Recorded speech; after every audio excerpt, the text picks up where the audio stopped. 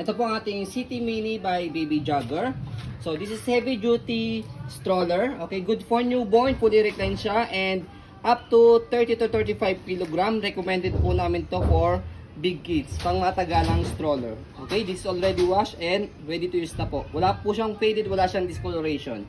Ang ganda ng colorway niya, ayan, pulang-pula, saka meron siyang gray dito, lining.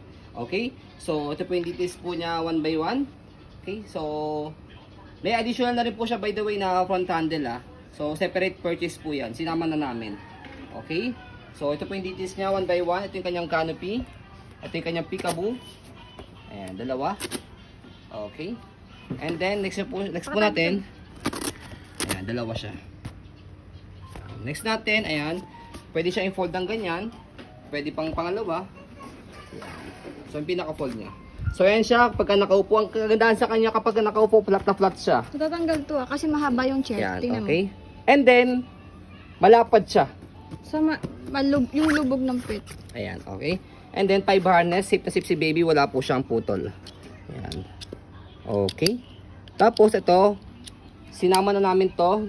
Hindi na dapat namin sasama to kasi meron siyang tier na ganyan. Pero sige, kayo na bahala mag-ayos niyan. Okay? So free lang naman namin po yan. Separate purchase yan pag binili si City Mini kasi accessories niya yan. Okay? So ayan. Next natin, ayan yung kanyang footrest, tapakan ng paa. And then kapag hiniga siya, higa muna natin. Haba. Para makita po ninyo na mahaba siya, ayan. Lapad niya sa kanyang haba. Okay? And then yung gulong sa harapan, ayan, easy to maneuver. And then next natin, body frame niya, ayan. So this is aluminum And then quick fold po ito, single hand. Mamaya papakita po natin sa inyo kung paano po siya i-fold. Ayan. Tapos gulong sa likod, ayan. Sa likod niya, ayan, ito, pwede nyo siyang i-open to. Tapos i-roll nyo lang po ito para kung gusto nyo po nakikita si baby dito, and then pasok yung buhangin po dito. And then dito siya ina-adjust, pe-press nyo po ito angat pag gusto nyo po siya nakaupo. Meron siyang pocket dito. And then press nyo po siya and then pull down kapag gusto nyo naman po siyang ihiga, fully reclined. Okay? So next natin, ayan, pakita natin yung kanyang basket, malaki. Aluminum. So stopper niya, isang tapak na lang. Ayan, all goods. And then next natin is yung kanyang gulong sa kabilang side. Ayan. Okay. And then next natin is yung kanyang handle. Ayan. Ganda ng handle. Ganda ng handle to. Napakatibay ng handle to. Yung gomang matigas. Ayan. Mas gusto yung mga ganitong handle Hindi siya basta-basta napupunit.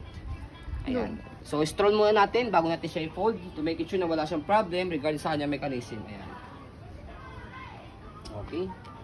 So ayan, so ganito po yung sa pag-fold po sa kanya, napakadali lang. Sa upuan, meron kayong makikita pull to fold. So stopper nyo lang siya muna para hindi siya gumalaw. Tapos hahatakin nyo lang po ito. See? Tapos compress nyo lang siya para malak dito.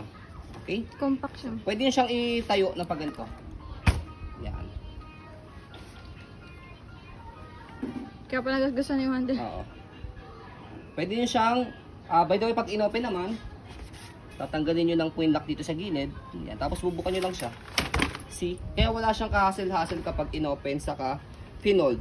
And then, by the way, pag kasi baby is matangkad siya, okay, abot na yung ulo niya rito sa kanyang canopy, detachable po ito.